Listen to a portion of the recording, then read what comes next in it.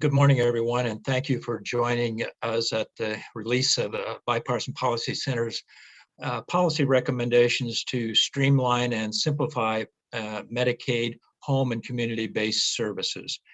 I'm Bill Hoagland, a Senior Vice President here with the Bipartisan Policy Center, and I have the pleasure of working with our health program on a number of these issues. You should know that BPC has had a long history of working on home and community-based services and long-term care. It builds upon work that we have with a task force of a few years ago of leaders that included former Senate Majority Leaders Tom Daschle on the Democratic side and Senator Bill Frist on the Republican side, along with former Governor and HHS Secretary Tommy Thompson and the late Dr. Alice Rivlin. As many of you know, I think Congress is considering options to expand the availability of Medicaid home and community-based services as part of their ongoing negotiations around a budget reconciliation package. We know that the president in his initial submission to Congress for Build Back Better America included nearly a request for nearly $400 billion in addressing home and community-based services. That clearly is under negotiations, and we do not know exactly where the final outcome will be, but I do believe that in the end there will be a reconciliation bill that will become law, and it will include additional funding of some sort, maybe in the $100 to $150 billion range for these services. And this is hard for us to say. This is the Bipartisan Policy Center, and we know the deliberations is in a very partisan manner. So the reconciliation bill being partisan is a concern to us here at the Bipartisan Policy Center, but we also recognize that over the years, Democrats and Republicans have historically supported efforts to expand home and community-based services through efforts such as was done in the Deficit Reduction Act of 2005. Regardless of the outcome of the pending negotiations ongoing as we speak, we think Congress should consider additional steps beyond just the funding issues to improve the administrative issues of the complexities and piecemeal structure of those home and community-based service authorities that exist today. Today, states may offer these services through either benefits, waivers, or specific state plan amendments, or a combination of benefits and waivers and amendments. Somewhat amazing and astonishing to me, among the states that offer these home and community-based services through a 1915C waiver, some operate up to as many as 11 different waivers at once. Unbelievable. And complexity abounds. So at the outset here, I want to thank Catherine Hayes, a Director of Health Policy, and Lisa Harpoonian, a Deputy Director for Health, for helping develop all these the recommendations that Catherine is going to outline for you shortly here. I also want to thank our senior advisors, Chris Jennings, Sheila Burke, who you'll hear from shortly, Jim Capretta, Henry Claypool, who you'll also hear from shortly, and Sarah Rosenbaum. On behalf, finally, of BPC, I extend our thanks to the Arnold Ventures for their support of the work that and this report that we're releasing today. And so I'd like to turn this over to Amy Abinor with the Arnold Ventures for a few remarks, and thank you again for joining us today. And oh, by the way, let's see if I can get this straight now. If you want to submit questions, you can use the YouTube live chat, or you can go to our Twitter, hashtag BPC Live to submit, and we'll have I'm sure we'll have other opportunities to make sure that's clear. Thank you. And now let me turn it over to Amy. Thanks, Bill. And I want to first begin by also thanking Catherine, BPC, and all of the stakeholders who generously gave their time and shared their thoughts that led to these recommendations and the paper. I just want to take a few minutes to share with you all why we see this project as so valuable and our own worldview. We believe that those eligible for the Medicaid program who have long-term services and support needs should be able to access these services in their communities when it's consistent with their preferences. States are a gatekeeper to these services today. And what we've heard from states is that the process that they must go through in order to make these services available is convoluted and challenging to navigate.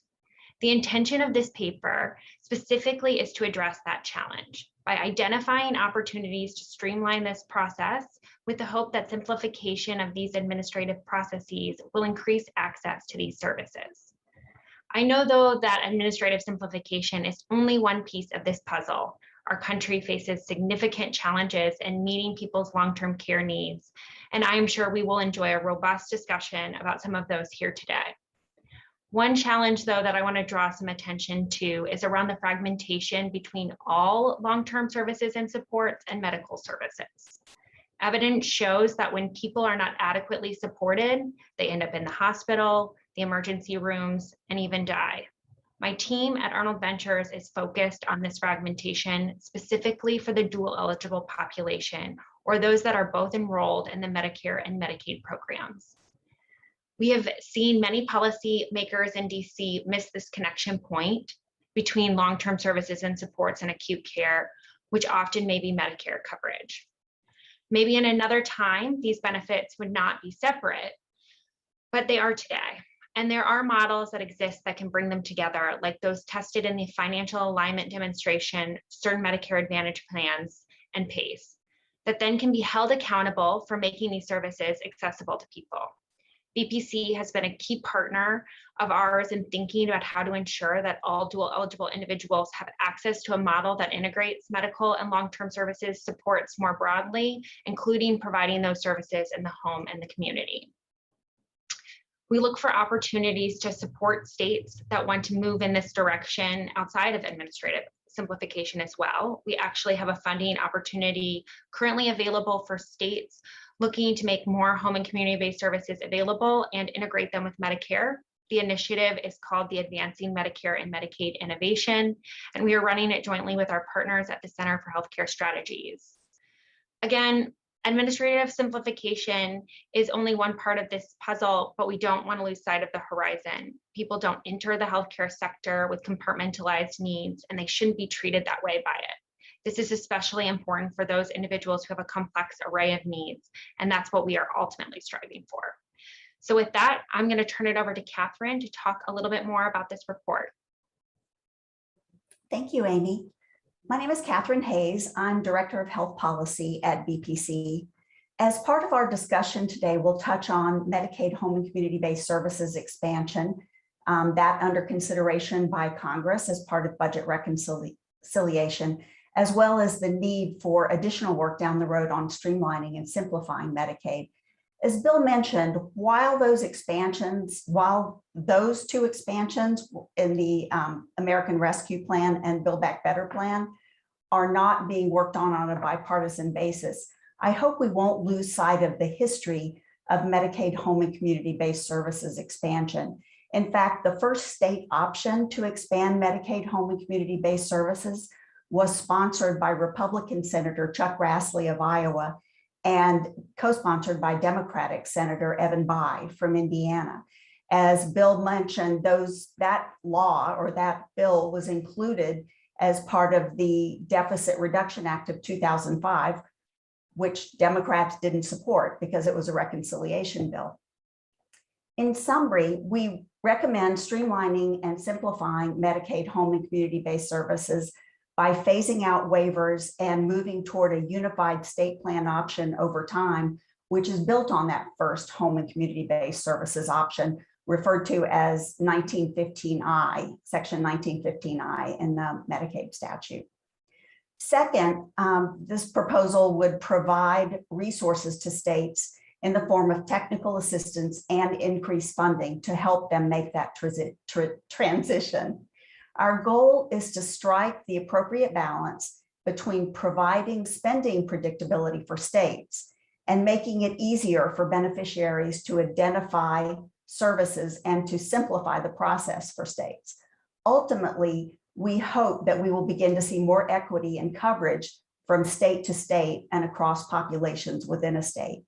In conclusion, I would like to thank the Arnold Foundation for their support, as well as Lisa Hartunian and Eleni Salyers and Brian O'Gara for their work on this. Thank you. Thank you, Catherine. I'm Sheila Burke, and I am a member of the Senior Advisors for the Bipartisan Policy Center, and have had the great pleasure of working on this topic as well as many others that BPC has in fact taken on over the years. A variety of issues as it relates to healthcare, the delivery of healthcare services, both acute as well as long-term care. And thanks to the Arnold Foundation, we are available to you today to talk about this latest topic that we are focused on once again. As both Catherine and Bill have mentioned, regardless of the outcome of the pending reconciliation legislation, which one hopes we'll know soon, BPC recommends quite firmly that Congress consider additional steps beyond simply funding, though funding is critical, that would improve the structure of the home and community-based services authorities by streamlining and by simplifying them to create a single state plan option. The patchwork of waivers, which is really quite remarkable, if one were to look at the variety of ways that states have to essentially address this issue, have created enormous challenges for the states and for beneficiaries alike. For example, the use of multiple waivers or a combination of waivers and state plan amendments, as Catherine noted, creates an enormously complex system for states to manage and for beneficiaries to navigate, to figure out which of these they're eligible for and how those circumstances present themselves. The current use of multiple authorities has also resulted in divergent access to services both within states as well as across states. So the beneficiaries are extraordinarily challenged to try and navigate where they are and what service might be available to them in that particular community. To dive into this conversation more fully today, we have the opportunity to hear from two experts who have helped design and have really helped think through what the challenges are for the states in trying to navigate their real interest in making these services more readily available to individuals in their states. And unfortunately, we have a relatively short period of time with us today. So we're going to quickly turn to them, ask them to make some comments, and then I'll have some questions. But I would encourage you as well to submit your questions, as Billy suggested, on the YouTube or the live chat, or on Twitter using BPC Live, so that we'll have an opportunity to answer the questions that you have as well. To dive into these questions, we have B. Richter, as well as Henry Claypool. B is currently the director of the Washington State Department of Social and Health Services, has worked in long-term care services and supports at the state level for 20 years. And again, the state partnership here with the federal government is absolutely critical to our success. She's responsible for planning and administering services for individuals with functional impairments and their caregivers using Medicaid, the Older Americans Act, grant, and state funds. In the first 10 years of her career, she worked at a very large nonprofit home health agency. So she really has the full array of experiences in terms of the content and the nature of services available. Henry Claypool, who is also an advisor to the BPC and a longtime friend and colleague in examining these issues, is the policy director for the Community Living Policy Center at the University of California, San Francisco, and serves again as a consultant to BPC on a variety of topics.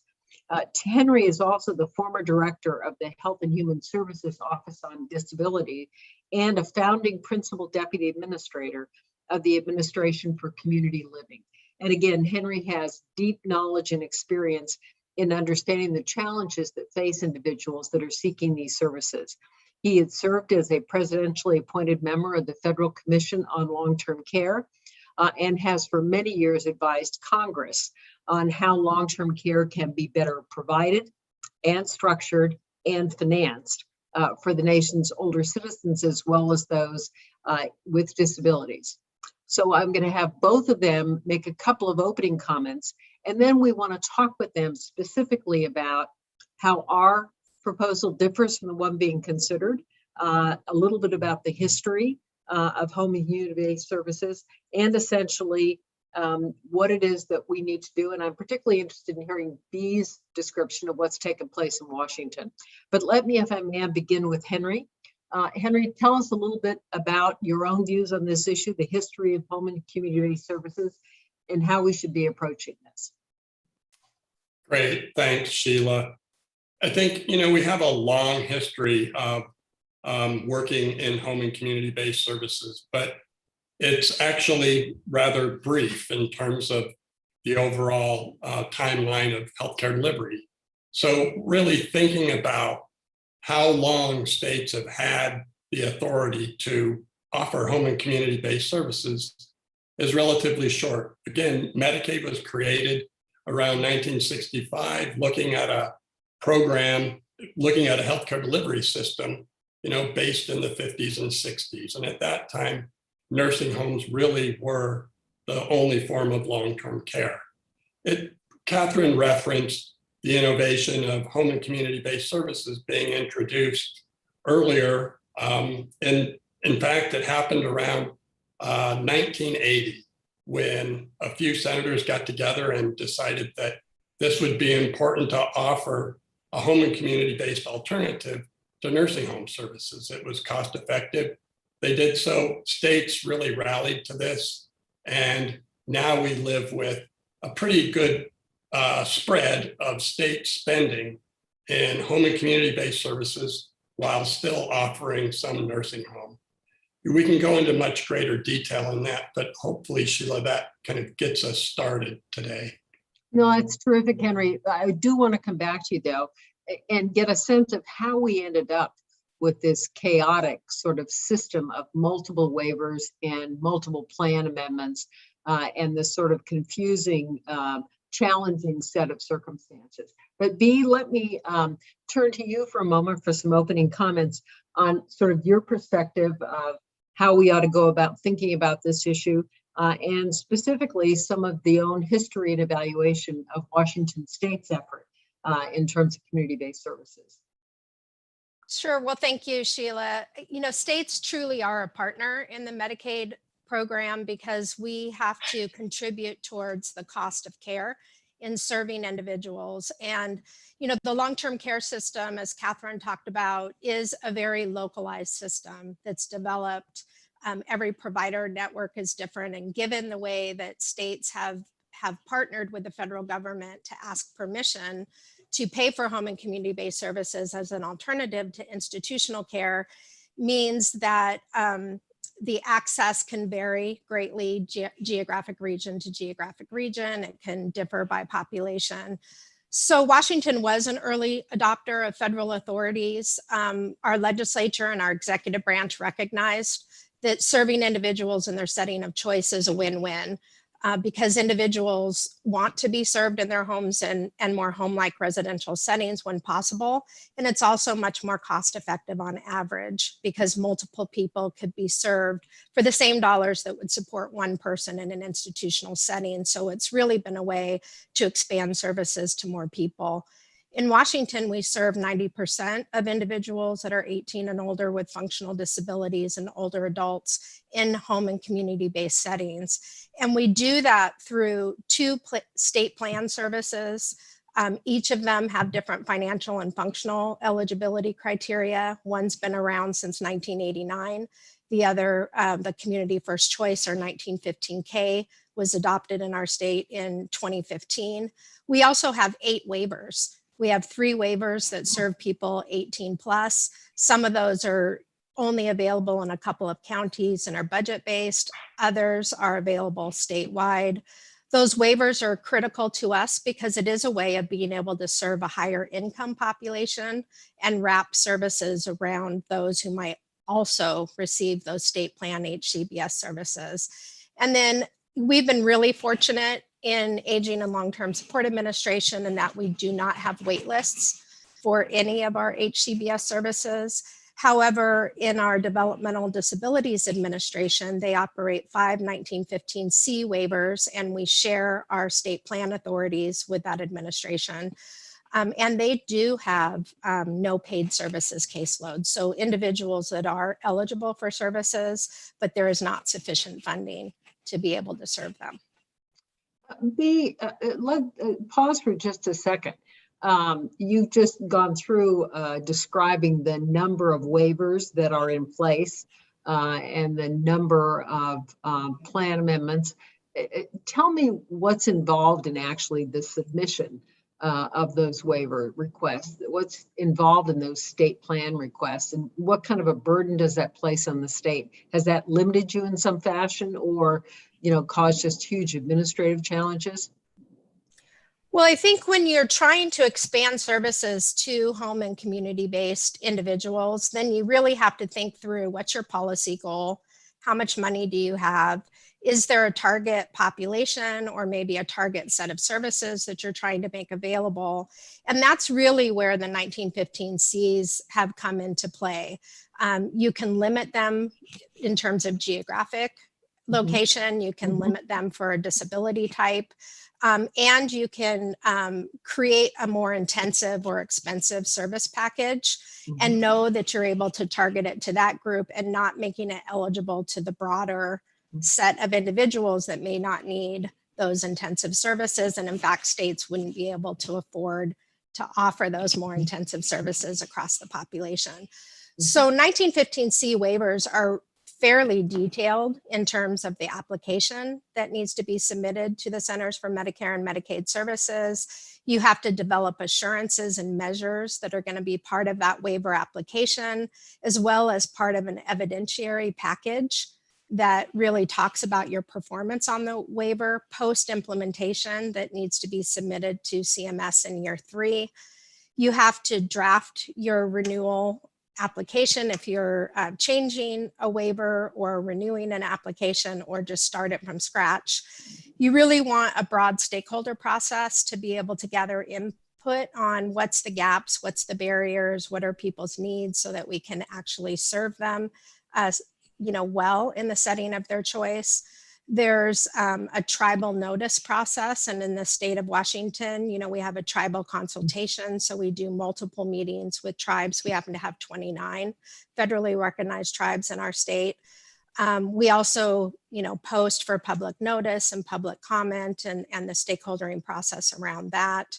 Then you submit it to CMS, and you often get a list of questions for additional information, and you do back and forth, and that can happen multiple times because you have to actually describe your rate setting process, your oversight process, all of that.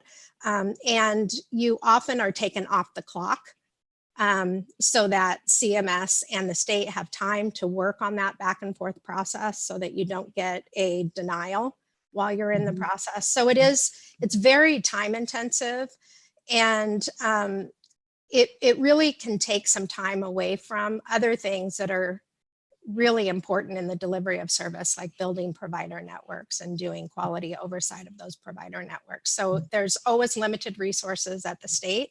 And so you have to make really difficult decisions about how you're going to use those resources to implement the program, but also grow your program so that you can serve more individuals. It's an enormously complicated set of circumstances. Henry, there are two elements of that I'm interested in your thoughts. One, the whole issue of statewide-ness historically, where we've looked at the importance of services being available statewide, but this scenario essentially allows for targeting. And as B describes it, it really is to geographic targeting, to service delivery, to populations. How important has that been, Henry, in terms of serving the population, the ability to do that through these mechanisms?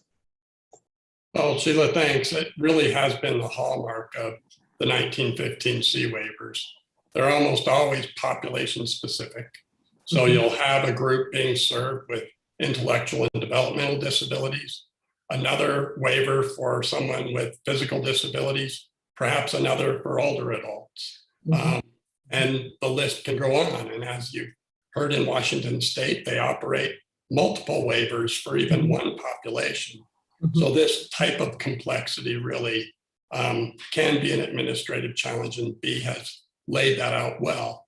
I think it's important to really think about the timeline, how this evolved with states being offered these opportunities to create home and community-based alternatives. Again, they started late in the 70s, and these were a real true innovation at the time.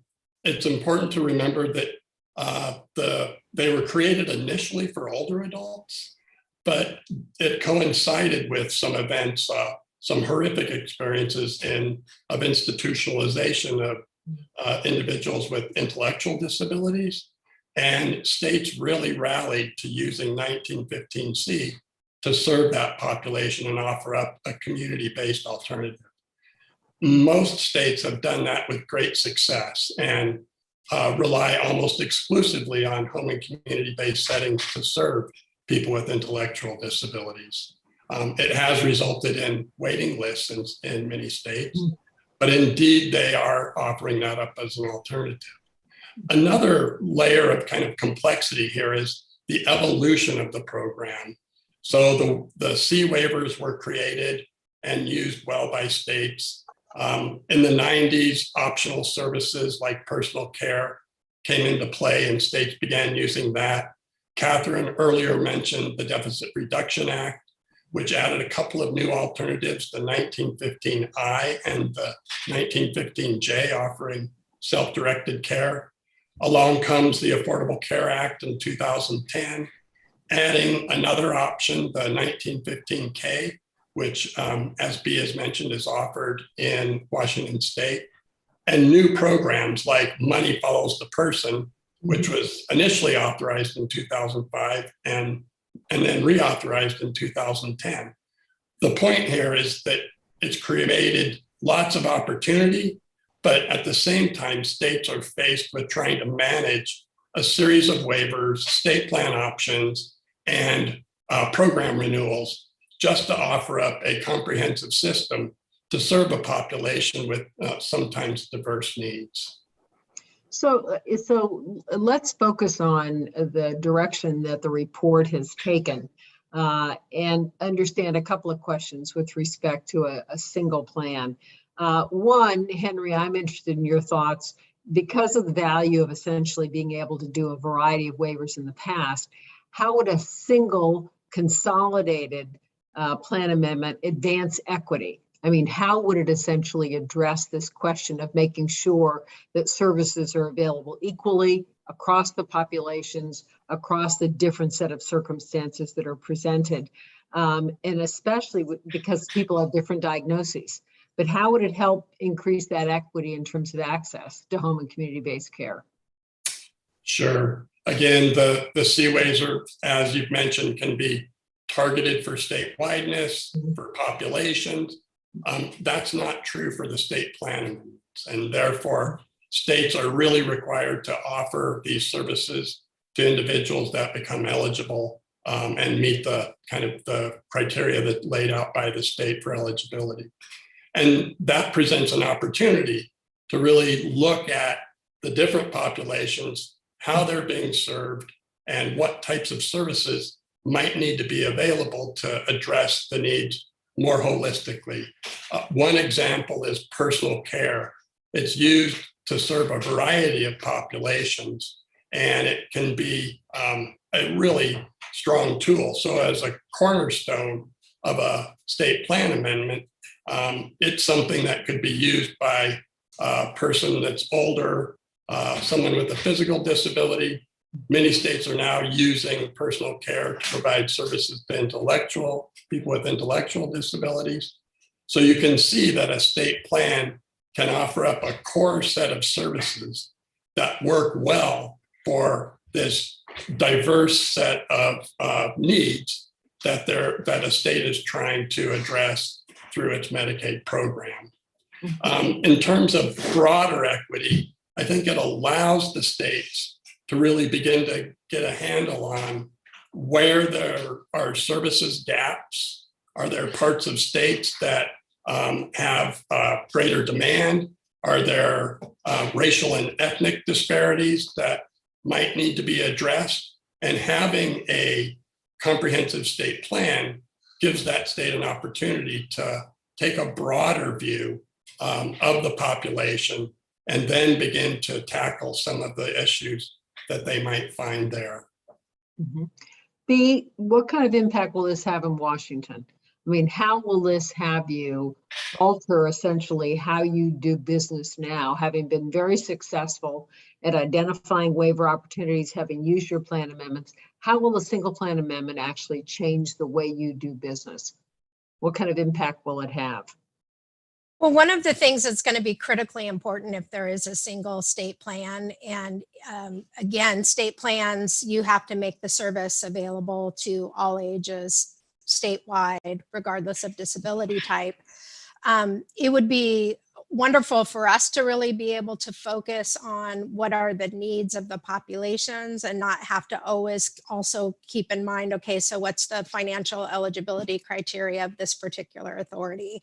What's the functional? Oh, it has to be lower than nursing facility level of care. How do we do that in a state that already has set its nursing facility level of care very, very low?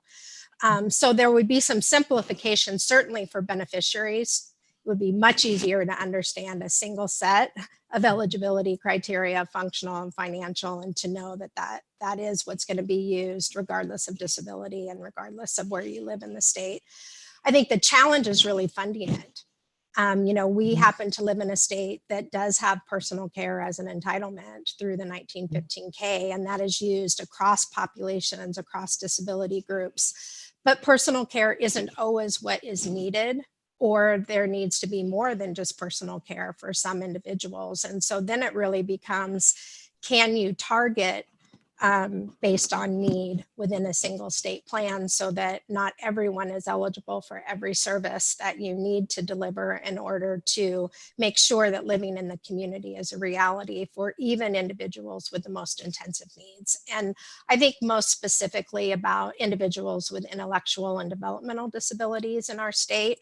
They're entitled to personal care, but what we hear from some families is what they really need is supportive living or rehabilitation services. That is it is an in-home program. It's an intensive program that makes sure that folks are able to integrate into their communities and learn skills as well as deliver personal care. That's a very expensive service. So it's difficult for states, I think, to think about an entitlement to all services for all populations across the state without also talking about where is the money going to come from. Henry, both you and Bea have mentioned the existing of waiting lists. And this is something we've heard a great deal about, that Bea noted that in some instances they don't have them, but in other instances they exist. How do we imagine, if at all, this change would have an impact on waiting lists that exist today? I think one of the unique features of 1915I allows the state to set an enrollment target. And that says that while this state plan is available to everyone that's eligible, once they reach the enrollment target, they'll be able to adjust the level of care, how high the need is of the individual that's seeking services. That would give the states another tool to manage how they bring populations into service. And so that unique feature, I think, has some real promise to giving states some tools to manage how they bring down these waiting lists that are basically they're most prominent in the individuals with intellectual disabilities world, but certainly in other states they have them for older adults and people with physical disabilities. Bea, what's your sense of that in terms of how Washington's likely to experience this? I think we have a pretty sophisticated system of being able to project need based on our assessment data, based on our case management, and also a very mature forecasting process, both forecasting caseload growth, but also forecasting per capita expenditures. And so I think that we're well positioned to understand what it would take to be able to expand the populations that we're serving. And we've also been in situations before, like the recession, where we had to actually cut services.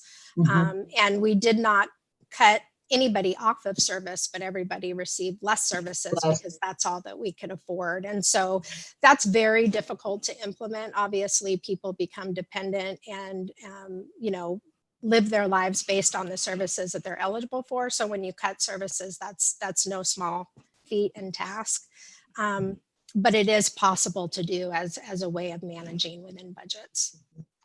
One of the things that has been mentioned is in the course of the current conversations in reconciliation and in some of the work that was done before and in the administration's budget, there is always an acknowledgement of the need for technical assistance for the states. And I wonder to what extent, in the case of a consolidated plan amendment, in moving in this direction, what do you imagine, both of you, to be the kind of technical assistance that a state needs? I mean, there are some states that historically have been far more adept at making these changes and taking advantage of these opportunities, others less so. I mean, you just noted the fact that you have very sophisticated method of tracking and looking at needs and tracking populations. What kind of technical assistance on average or generally would you imagine would need to be built into this? Well, I think certainly technical assistance on integrated eligibility systems, assessment systems that can assess and allocate benefits across disability types and across a very wide variety of need. I mentioned forecasting, caseload forecasting, per cap forecasting. That's something that, if you've got an entitlement program or you're trying to manage what would it take to reduce a wait list, really being able to understand that so you can work with your authorizing environment to get the funding that's needed to be able to do that. I would also say that establishing the targeting criteria, is a science, and you have to know a lot about your population's needs in order to hit that target the right way. As well as an acuity-based kind of payment system. You want to create the incentives that providers are not incented to only serve low needs, people with low needs, but also people with high needs. And how do you create your payment methodologies to really make sure that everybody has true access to the service delivery? And then as we expand populations, we're all facing critical direct care worker shortages right now.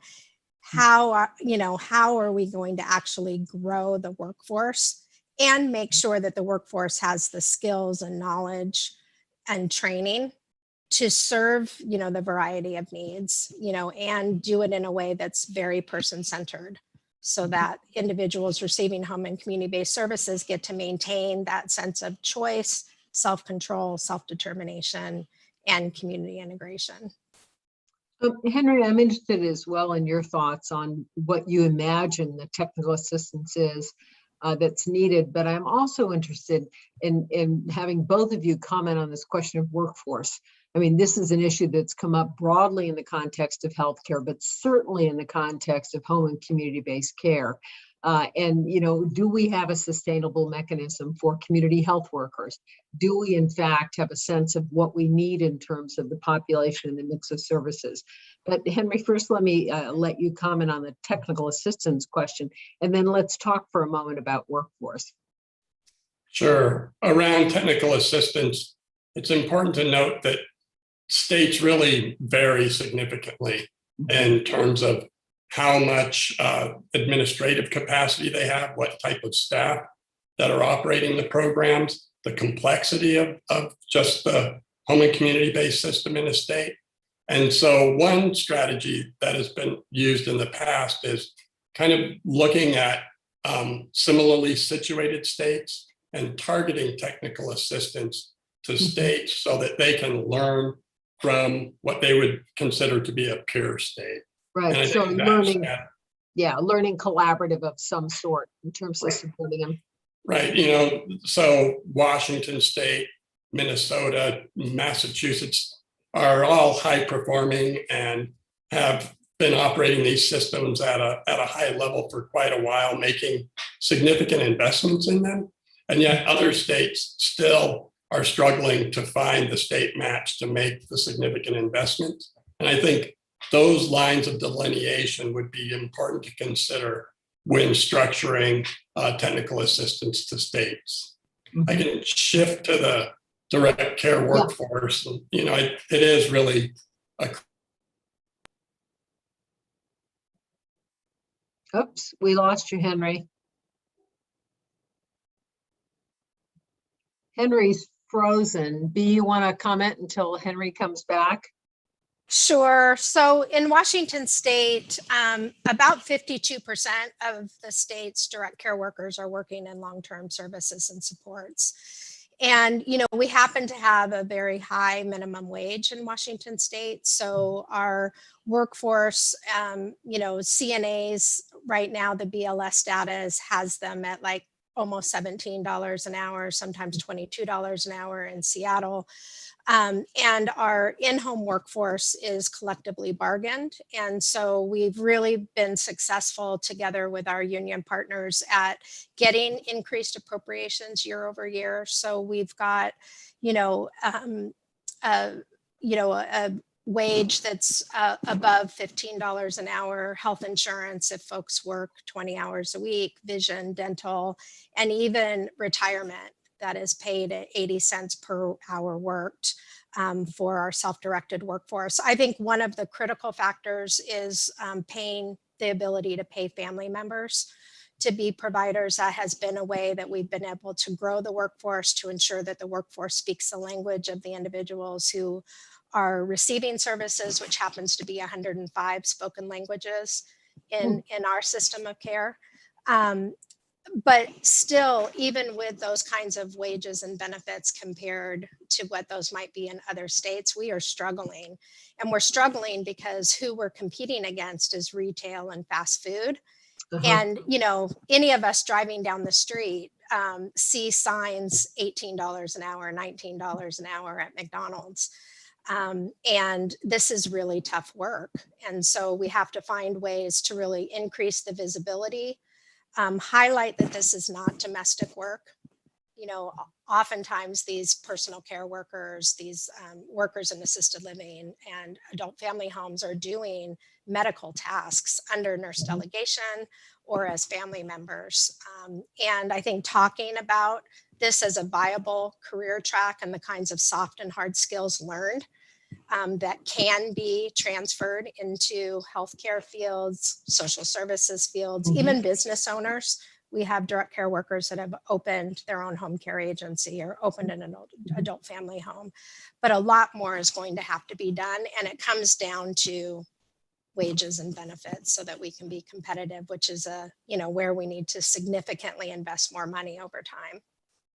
You know, in the broader context of the reconciliation bill and in Build Back America, Build Back Better, and sort of early efforts in the context of the pandemic, there's been a great deal of attention to this question of workforce and of educational funds and community college support, and a lot of attention to healthcare because we've essentially had so many people drop out of the workforce. And I'm wondering, in addition to the hourly wage issue, are there other, whether it's through, local community investments or other efforts to essentially highlight these opportunities, other things that we ought to be thinking about as well? So we're really focused on educating students in high schools about direct care workers. And we've created a 90-hour course that individuals can take. It counts towards credit to graduation in high school, but it also counts to credit for becoming a certified home care aide, which is a certification in our state. So I think talking about this amongst the younger individuals, the millennials is an important. The average age of the workforce is 45. Sometimes 54 and some of the close to retirement. close to retirement. Right. One of our viewers, and I would encourage other viewers as well to please submit your question, has asked that in addition to streamlining the waiver process, what really the focus of our work here in our conversation today, are there other policy changes that are essential to essentially reforming home and community-based services? Along with that simplification, are there other kinds of things that we ought to be thinking about and doing? Well, from my perspective, you really want to make sure that there is an entitlement to home and community-based services in the same way that under Medicaid, there's an entitlement to institutional care. Institutional. So you want to make those equal in terms of that being a viable choice for individuals. I think that some of the differences in post-eligibility determination for the MAGI clients versus individuals coming in under classic Medicaid, there's inequities in that in terms of paying towards the cost of care, looking at resources, estate recovery, some of those issues. Spousal impoverishment rules have been a big part of some of the more recent acts that have passed to extend spousal impoverishment rules. I think that's critical. And I also believe it would be a good thing to de-link institutional eligibility from home and community-based eligibility, to be able to have a higher level of eligibility for folks to be served in skilled nursing facilities, maybe with some exceptions, to make sure that people can access care if the skilled nursing facility is the only care available. I think, that's important for us to look at. There is also an institutional bias around room and board, where, we can pay for room and board in institutional settings. We cannot assist clients using Medicaid dollars to help them pay rent. And one of the biggest barriers for folks being able to truly transition from skilled nursing facilities or state psychiatric hospitals is their income is such that they can't afford rent. And so they sit in an institution because there's not enough accessible, affordable housing. And used to be an issue in just our urban areas, but it's an issue even in our rural areas today. We've gotten a new question, which touches to a certain extent on the point you're making about the financing of a whole host of different kinds of support services, whether it's housing vouchers, whether it's essentially rethinking the SNF requirements. And that is, to what extent is Medicaid payment and going upstream even further, the ability to raise state revenue, an incentive or a barrier to enhancing home and community services and workforce? Sort of the fundamental question for any state employee, which is, is it all about the money, honey? Does it come down to the ability of the state to essentially raise revenues to be able to facilitate a lot of what you're suggesting? Well, I think you have to be able to move revenue. So part of the way that we have financed this in Washington State over the 3 decades is to really have very, very intentional policies to make sure that people could access home and community-based services, to make sure that folks who are in nursing homes or residential rehabilitation centers understand that there are choices to be served in the community. And through those rebalancing efforts, we've saved, we estimate about $4.3 billion in total funds for both the feds and our state. And so reinvesting those savings through active rebalancing efforts gives you a place to go for some money, that should be reinvested. So if you're moving from 50% of people served in nursing facilities to 10%, which is where we are today in Washington, that's a lot of additional funds that have been freed up that can be reinvested. I think our issue at this point in Washington is, we're fairly rebalanced. And so where do you go after you've rebalanced? Because you need to continue to make critical investments in home and community-based services and in skilled nursing facilities as well. So for us, yes, it might be about raising revenue, but it's also going upstream to really demonstrate the return on investment If we can give a small amount of service to somebody who is not yet spent down to Medicaid, Mhm.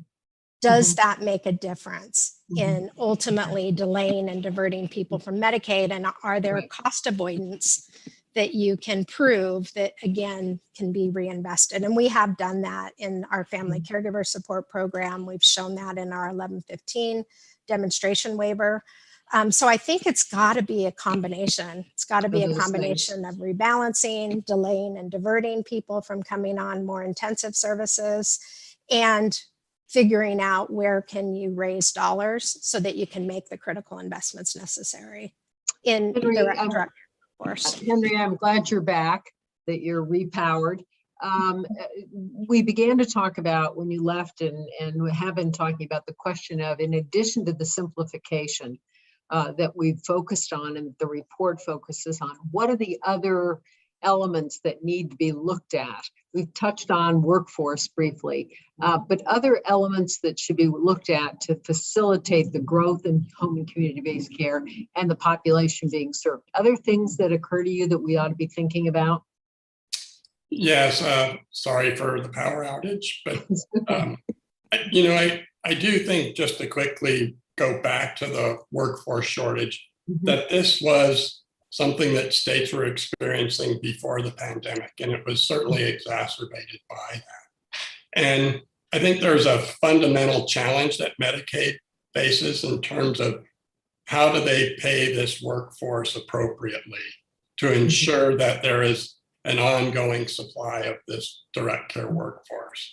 And that's something that, if states are fortunate and to have a reconciliation bill passed, that there would be some enhanced money to really begin to grapple with that. Even independent of that, there is an opportunity for HHS to work with DOL around rate setting to really better understand what are the mechanics involved here, and are there new ways that we can provide incentives to states to ensure that they have a better supply of workforce to address these crucial needs. One of the areas that I don't know may have been touched on, but the arena of kind of functional assessment and really assessing need of the population. We haven't talked about that, so please do. We've talked about the administrative streamlining, but when we really reflect on the population, it's quite heterogeneous.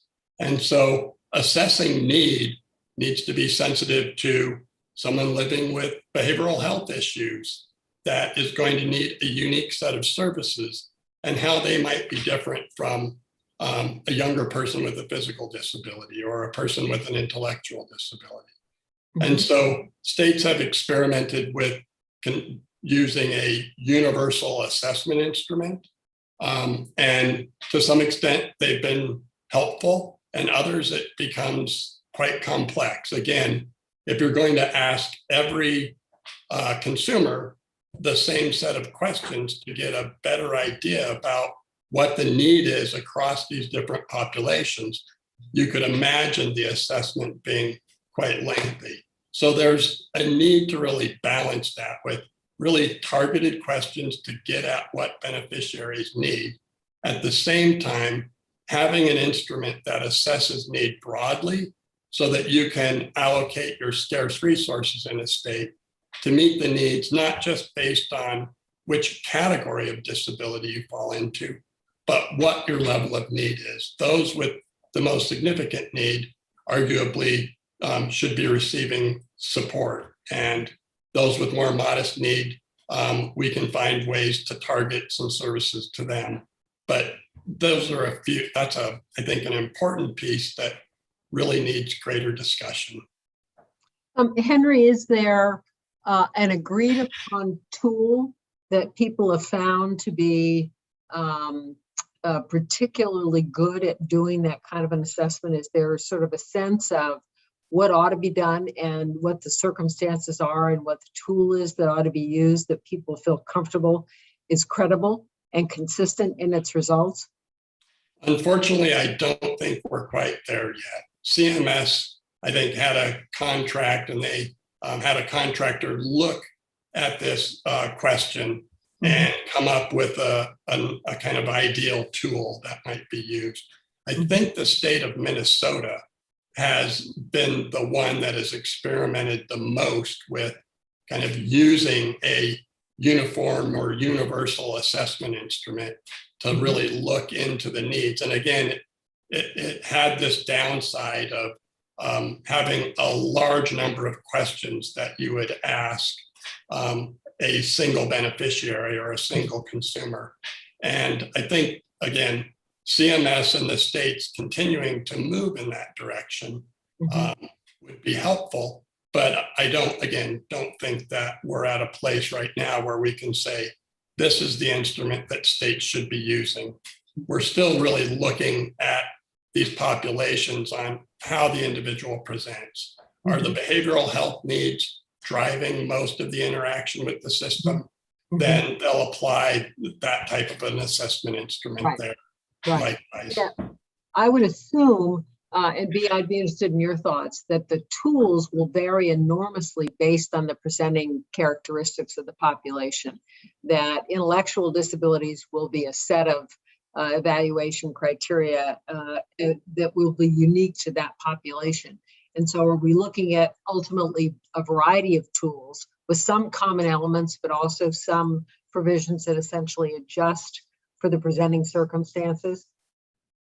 Yeah, that's a great question. In Washington State, there's a statutory definition of intellectual and developmental disabilities that an individual has to meet before they can be assessed for level of care. And so it's a multi-step process. We do have a comprehensive assessment that we use for personal care services across all populations, developmental disabilities, older adults, people with physical disabilities, and also people who have a psychiatric diagnosis and are in need of personal care. But there's modules that are built into it around particular populations as well. You know, employment services for individuals with intellectual and developmental disabilities, supportive living, respite services. And as Henry noted, we have what is a truly comprehensive assessment that takes, multiple hours to complete with the individual when we're determining eligibility. Well, we could go on for some extended period of time, but unfortunately we are at time. Let me begin by thanking both our guests, both Bea and Henry, for a terrific conversation for which we are enormously grateful, and for Henry's work with us as we did the work on the report. I also want to encourage you to join BPC for the next health event, which will be held on Thursday, November the 18th, where we will be releasing our recommendations to better integrate care for dual eligibles, for people that are eligible for both Medicare and Medicaid, a constant and never-ending set of concerns that we have all had about how better to treat those individuals who present to both programs and also confront extraordinary complexity in terms of navigating from both the state perspective as well as the federal perspective. So again, let me thank everyone for joining us today. And again, my thanks to Bea and my thanks to Henry for a really terrific conversation. Many thanks, and stay safe. Thank you.